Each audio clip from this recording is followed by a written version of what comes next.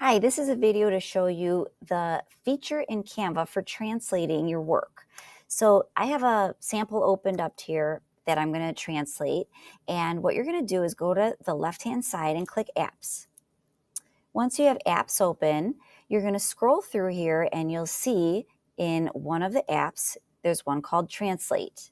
Select Translate, and then you can translate and select any language you want to translate your document to. I'm going to just select Greek for this example. And then you can select if you want to translate pages, or maybe you just want to select certain text to translate. So then you can go through each document and uncheck stuff that you want translated or not. For this example, I'll just translate the whole page, and then you can apply which pages you want to translate. I'm going to just do the first one for this. Select Done, and then select the Translate button. Give it just a few moments, and then here you go.